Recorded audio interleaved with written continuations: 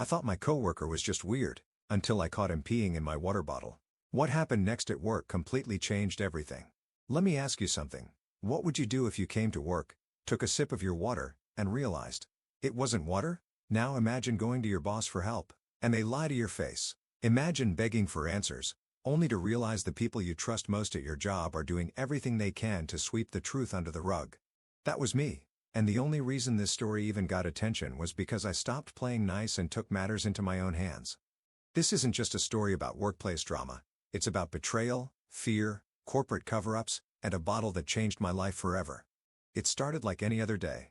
I showed up for my shift, put my lunch in the break room fridge, and went about my tasks. I always brought the same water bottle with me, nothing fancy, just a refillable one I kept at my desk. But this time, something felt off. I picked it up, unscrewed the cap, and before I could even take a sip, I caught a whiff of something. It didn't smell like water. In fact, it didn't smell like anything that should be in a bottle in the first place. Out of instinct, I recoiled. Then I took another sniff just to make sure I wasn't imagining it, and I gagged. I won't lie, I panicked. I couldn't believe it. It smelled exactly like urine.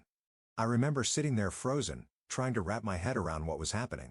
Was this some disgusting prank? Had someone seriously done this? Then it hit me. This wasn't just gross. This was targeted. There had been tension at work for weeks. I had recently been promoted, or at least, I was in the final running for a new role. There was one coworker, let's call her M, who didn't take the news very well. M had been cold with me since the promotion talks began. Petty comments, eye rolls, a clear shift in her tone whenever we interacted. I brushed it off, telling myself she was just going through something. But now, after this, I didn't think it was a coincidence. Still, I wasn't about to point fingers without proof. So, I did the responsible thing. I took the bottle to my manager. I expected shock, concern, or at the very least, urgency. Instead, I got vague nods and promises to look into it. They told me not to worry, that they were going to review the security footage and gather evidence. I left that office still rattled, but hopeful. I thought, okay, maybe they're just following protocol. But then days passed. Friday came and went. They told me the police had been contacted, but no one showed. Monday rolled in. Still nothing. I kept being told that security is reviewing footage and the loss prevention team is working on it. But something didn't sit right. Then my direct boss pulled me aside and dropped a bombshell. Security told him that no one had even asked to review the tapes. That's when it hit me. I was being lied to. I was furious. Not only was I the victim of what could very well be a crime, but now it seemed like my workplace was actively covering it up. Or at the very least, stalling to protect someone. So I did what I had to do. I sent a scorching email directly to the VP of HR and CC'd my supervisors. In that email, I laid everything out, how disgusted I was with how they'd handled the situation, how their delays and excuses made me feel unsafe, and how I would no longer wait around for them to do the right thing. I gave them a deadline. If I didn't hear from the police by 2 p.m., I was calling myself. They didn't respond, so I followed through. I dialed the non-emergency line. I thought I'd be filing a simple report. But the moment I told the dispatcher what had happened, she transferred me straight to 911.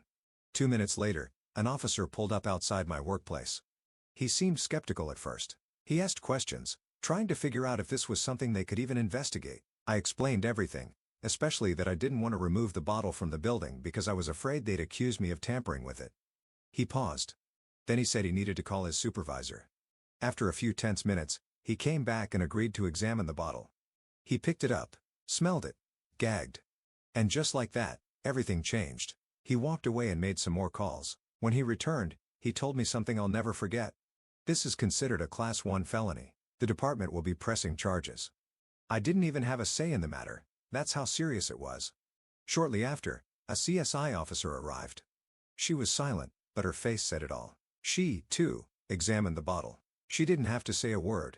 I knew she believed me. She dusted the bottle for prints. Nothing.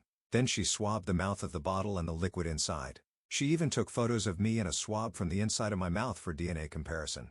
Before she left, she strongly recommended I go to the doctor to get tested for any communicable diseases. I scheduled a visit for Wednesday. The moment police walked through the door, the entire energy in the building shifted. Management started scrambling. Suddenly, people who hadn't said a word to me all week were coming over, asking if I was okay. But it was too late. They had their chance to do the right thing, and they didn't. Now they were panicking because the truth was out. There was no way to bury it anymore. This wasn't just a prank gone wrong. This was a criminal investigation. And someone in our office was about to be charged with a felony for assault with bodily fluids. To be honest, I'm scared. I still have to come to work. I still have to sit at a desk knowing the person who did this might be just a few feet away. And if they went this far over a promotion, who knows what else they're capable of? I'm watching my back constantly. My anxiety is through the roof. Every sound, every glance, every moment feels like I'm waiting for the next shoe to drop.